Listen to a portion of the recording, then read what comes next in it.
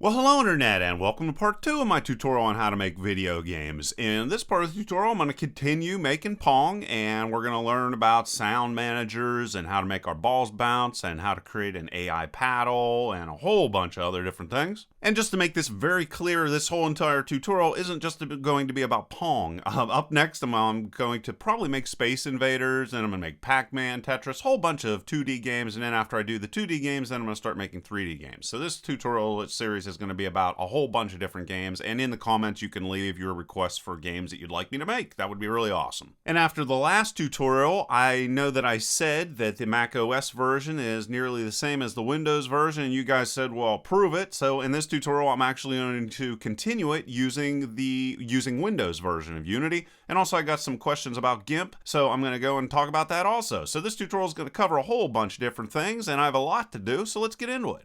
Okay, so the very first thing is Gimp. You guys want to know how to create stuff in Gimp, so I will show you. And from now on, instead of Photoshop, I'm going to use Gimp. So if you want to create, let's just say we want to create our ball. We're going to go File, New, and I'm going to change this into 1 pixel by 1 pixel. That's what our ball is. I'm going to click on OK, and then I'm going to zoom out of this, and I can click on the little magnifying glass up here, and then you're going to be like, well, where's that 1 pixel? It's impossible to see. Well, it's going to be right here in the middle of your screen. So there you go. And you can do other things here to make it working with pixels and pixel art a little bit easier. But there you can see there's your 1 gigantic pixel. And because we're using white here, what I want to do is come over here and just click on this little guy just to verify that the foreground color is going to be black and the background color is going to be white. And I can do a select all on this guy. Whoops, hit the wrong button. I can do select all on this guy, everything's selected, and then I can go in here and go edit and whoops, and I'm going to use background color, which is white. Okay, so that is now a 1 pixel, a white 1 pixel. All right, so if I want to then save it, I go File, Export As, and then I'm going to go select file type by extension, click on that, and I'm using ping files here. I'm going to go ping image like that, and this is going to be a ball. It's going to be called ball, so I'm going to come up here and go ball like that and export, and it's going to blah blah blah blah blah, replace it, and this is going to pop up, and I'm just going to go export. All right, so there you go. That is how we are going to be able to create our images using GIMP instead of Photoshop. And now I'm going to jump over into Unity and keep writing our code. Alright, so here we're using the Windows version of Unity. It looks exactly the same. And if you want the layout that I'm using, come over here, click on a layout, and it's 2x3, right like that. I'm not going to click anything because it's going to mess up everything on the screen, but it's going to give you the exact same layout that I have. I had some questions about that. So the very first thing I want to do here is I actually want to, I want to go and get my paddle, my right paddle. So I can just select right paddle, and I want to set it up properly using a rigid body. So I'm going to go add component. That's going to allow me to move it. So I'm going to go rigid body like that. And I want the gravity on this guy to be 0. So I'm going to set that to 0, of course. I want to freeze the rotation. I don't want it to rotate in any way, and so I'm going to check that. I'm going to set my collision detection to continuous, and because this is going to actually be an AI controlled paddle, I am going to definitely want this to be smoothed out. So I'm going to have that set to interpolate. All right, so I have that all set up. That paddle's working. And now I want to set up my sound manager. Now my sound managers are going to contain all of my special effects. So it's going to play a different sound whenever a ball hits a wall or a goal or another paddle or what have you. And to set this up, I'm going to, in my hierarchy, I'm going to go create and create empty. And I'm going to name it sound manager. So I just select game object and call it sound manager. Good enough. Then I can select that guy and then come over here and click on add component and audio source. Then I want to come down here and go add component and then scroll way down to the very bottom to where it says new script. And then I'm going to call this sound manager, and that's going to be set for C#, of course, and go create and add. All right, so that's all set up. Now, the only difference really between Unity on Windows and on Mac OS is going to be that on Windows, we're going to use Visual Studio, while on Mac OS, we're going to use Mono Development. All right, so we have that set up, and I can come in here and click on this little gear over here and go Edit Script. And that's going to open up Visual Studio, and you're going to need Visual Studio Community. I'm sure you can go download that. It is free, so just go on Google or whatever and type in Visual Studio Community 2017. That's what I'm using, and install it. So I'm just going to say, yeah, reload, whatever, and then I'm going to set up everything in my sound manager. So what do I need to do here? Well, I'm going to need to store all of my different sound effects in here, and also I'm only going to ever have one sound manager. So I want to protect myself so that I only have one sound manager and don't accidentally create another one. So I'm going to go public static and sound manager. Yes, the class name is the same as what we have here, and this is called a singleton. And I'm going to call this instance, and I'm going to give it a value of null, and I'm going to create my sound managers. And I'm also going to set up names for all of my sound effects so that I can drag the sounds over directly in the inspector so that they work. So I'm going to go public audio clip and goal bloop. That's what I called the file, so I'm just going to keep that exactly the same as what I used before. A little bit weird, but what have you. And then I'm going to have loss buzz, which I don't even know if I'm going to use, but have it in there anyway. I want to have hit paddle bloop. And this is where I'm getting these names from, by the way. Sounds, and there's all the different noises that we have. Wind sounds. And then our final one is going to be wall bloop. And we'll set up our background music later on. Then I want to be able to refer to the audio source that I added to the sound manager so that I will be able to play sound these different effects. So I'm going to go audio source, and I'm just going to call this sound effect audio. And then in start, this is going to be where I initialize this guy. And I want to set it up so that I can only ever have one of these. So I'm going to go instance, which is a reference to this guy right here. So I'm going to go instance. If it's equal to null, then I'm going to say that instance is equal to this guy. All right. Else, if instance is not equal to this specific sound manager, then I want to destroy. If they figured out some way to create another sound manager, I want to destroy it. So to do that, I go destroy game object, and there we go. So now what I need to do is I need to get all of the sound effects that they have assigned to this sound manager and store them so that I will be able to reference them. So I'm going to go audio source, and this is an array. It's just a box that's going to hold a whole bunch of different sound effects. And I need to go and get my audio source so that I'll be able to get all these guys. So I go get component, audio source. And if you're wondering what I'm talking about, it's this guy right here. So if I go sound manager, audio source, so that's what I just got a reference to. And this is get components, not get component. Sorry about that. And then I just need to cycle through all of the different special effects sources that I have, or sounds, and set those all up inside of this new array that I just created here. So I'm going to go for each audio source. You're going to see here in a second where I set up all the audio sources, and I'm going to call each one source in sources. And then I'm going to go if source clip is equal to null, well then I want to go sound effect audio and assign the source to it. And then I want to add a function that I don't need update at all, so let's just get rid of it. I want to add a function to my sound manager that's going to allow any other game object to call the sound manager and play a specific sound. So to do that, I'm going to go public, make it public obviously so that anybody can access it. Void, it's not going to return anything.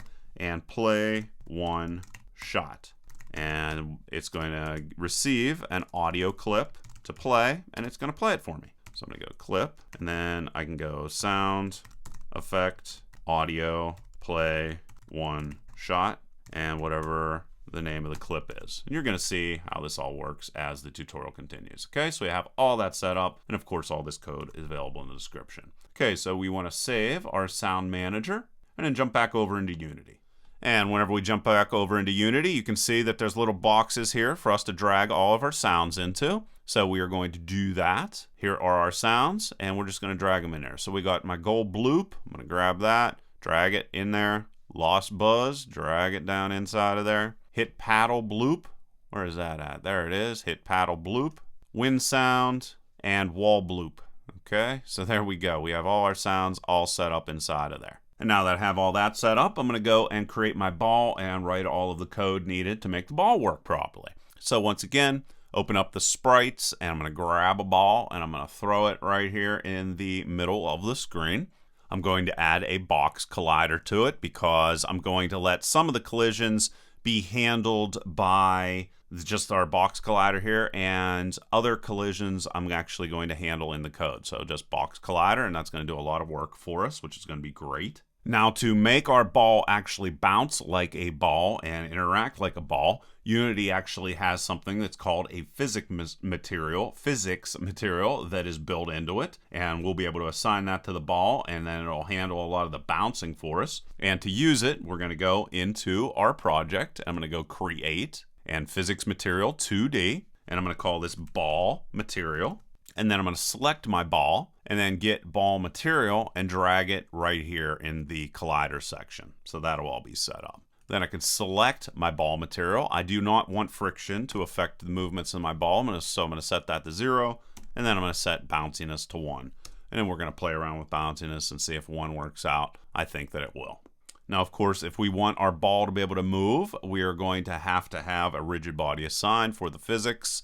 So I'm going to go physics 2D and rigid body. There, that's set up. I do not want my ball to in any way affect my paddles, so I'm going to set the mass to that to be very, very small. I do not want gravity to affect my ball in any way, so I'm going to change that to 0. I do not want the ball to rotate, so I'm going to set to that guy. I'm going to constantly check for collisions, and I also want the movement to be smoothed out.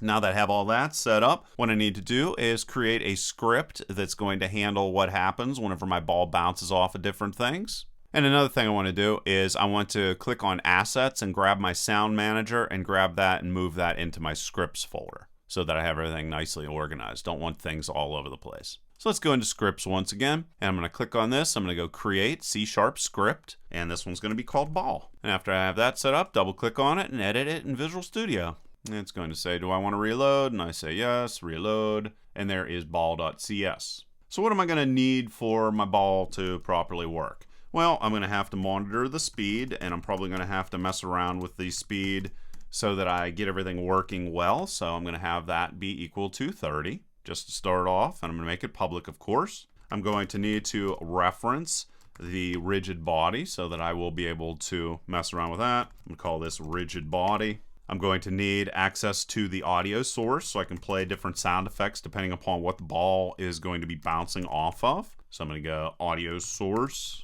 and just call it audio source. That works fine. And that's basically it. So then I'm going to go into the start function, and to initialize my ball, I want to get a reference to my rigid body.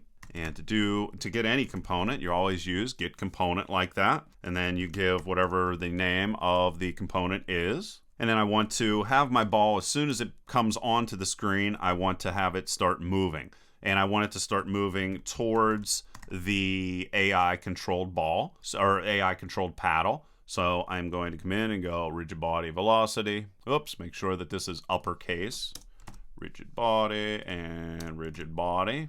This guy's what I'm referencing. So I'm going to go velocity, and whenever we want to move things inside of Unity, we're going to use vectors, which is an XY position you want to move towards. And one of the things that's built in is if you want to move directly to the right with nothing in regards to the Y axis, you can just go vector 2 and right, and we're going to multiply that times speed. And that's going to define the direction as well as the speed that we're going to be moving. All right, so then we have update. Well, update in reference to the ball actually doesn't make any sense because we want our balls to actually be controlled based off of what they collide off of. So if we want to automatically call a function, anytime our ball is colliding with anything, we're going to call on, or we're going to create a function called on collision. And this is going to be called automatically every time the ball collides with anything. And it's going to be passed a reference to whatever was collided with. So I'm going to go collision 2D. So that's what we collided with. And then we need to think about, okay, so what are we going to do? Well, what we need to do is we need to check what we collided with our ball. So I'm going to first check if we collided with left paddle or our right paddle and do certain things depending upon that. And then I'm going to check if maybe we collided with wall bottom or wall top.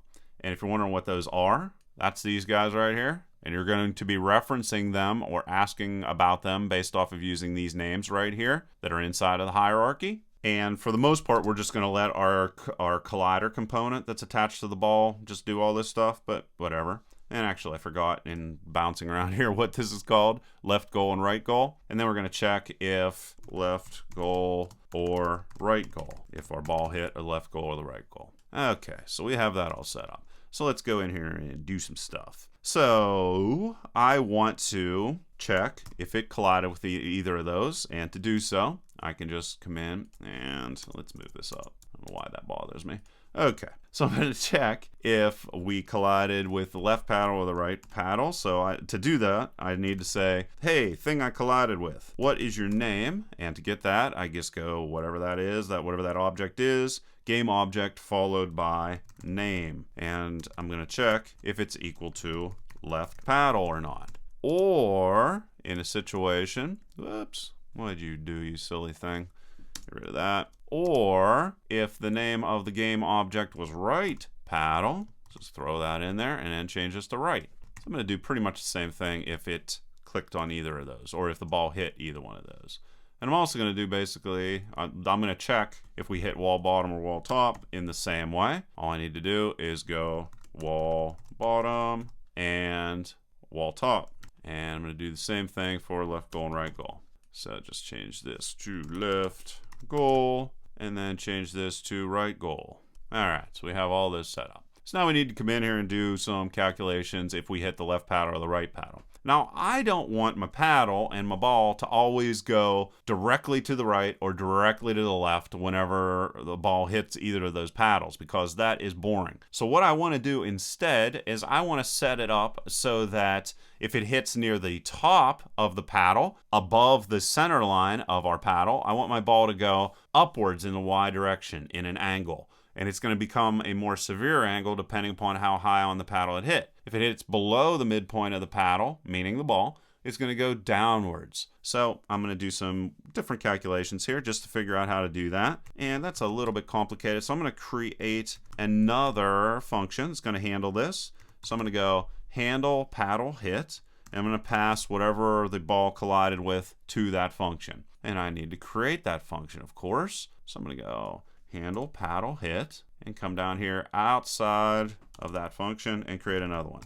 So this isn't going to return anything, so this is going to be void and then the name of it, and it's of course going to be getting the thing that it collided with. So collision 2D, give it the same name, doesn't matter. And then, like I said, I want to verify if it hit the top of the paddle, the middle of the paddle, or the bottom of the paddle, and that's going to determine my Y in my vector for where I'm going to be moving. So I'm going to create another function, and this one's going to be called, whoops, get rid of that. This one is going to be called ball hit paddle where. And to this, we are going to pass, anytime you say transform and position, this is assuming that you're using whatever the name of your class is. So it's what this is assuming is you want the ball's position to be passed over, and that's what we do want. And then if you want something else, you need to reference that object.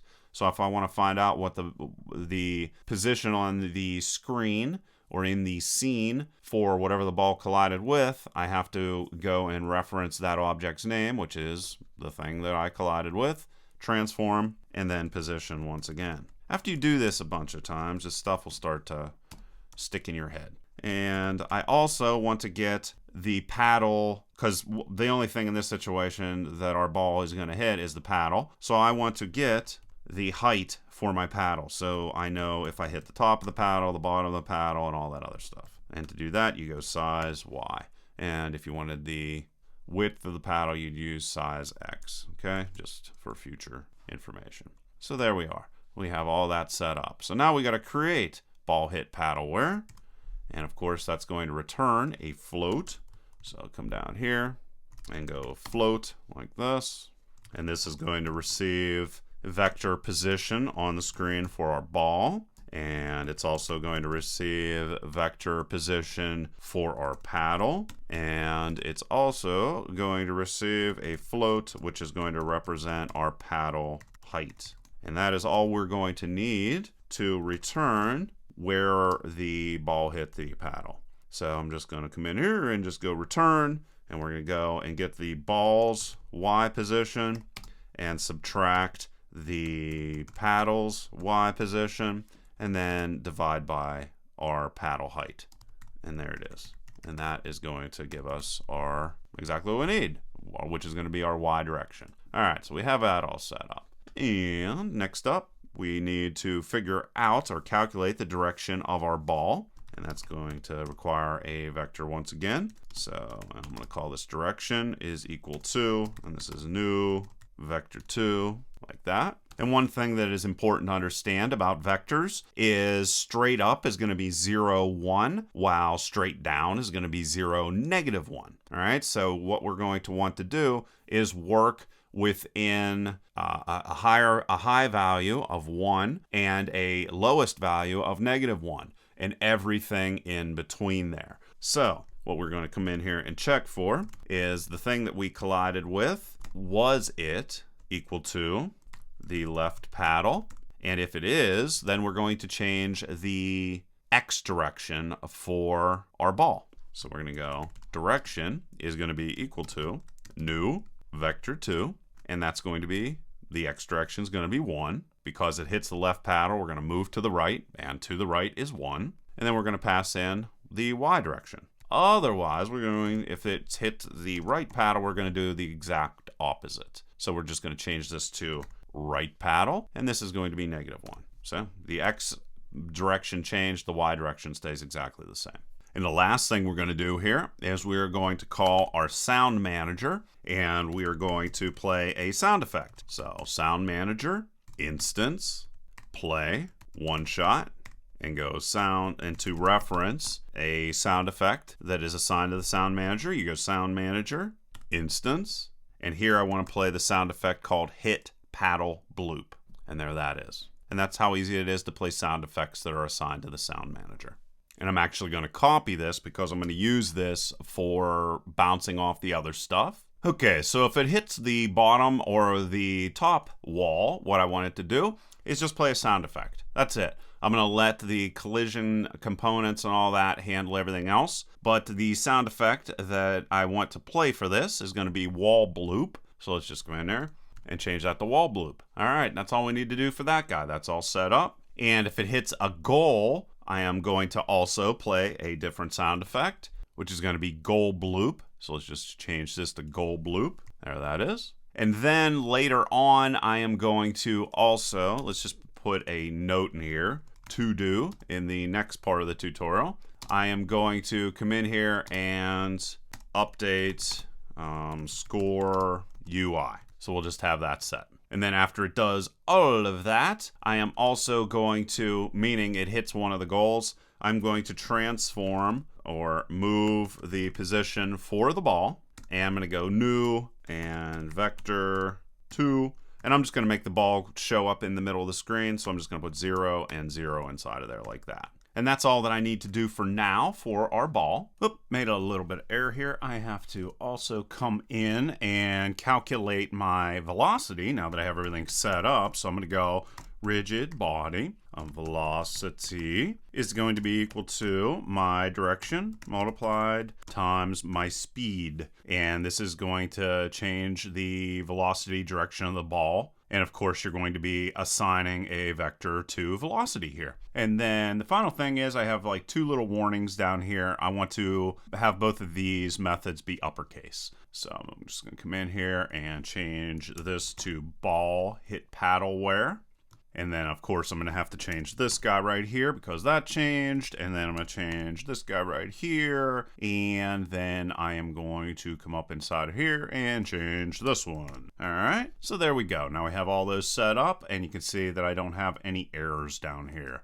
And now we can go test it out. So I'm going to go File and Save All. And that's all going to update. And then jump back over into Unity. And then select our ball, and then go and get our ball script and drag it and drop it right inside of there, and that's automatically going to work. And you can see speed here, which you're going to be able to play around with. And now I can go in and test everything that I have set up. You can hear the sound effects, and you can see how everything's bouncing around and the ball's resetting in the middle of the screen and a whole bunch of other different things. All right. So there you go, guys. That is how to set up the ball, and in the next part of the and also to set up the sound effects and so forth and so on. And then in the next part of the tutorial, I hope to finish absolutely everything and add in the AI components for the other paddle as well as the user interface. So like always, please leave your questions and comments below. Otherwise, till next time.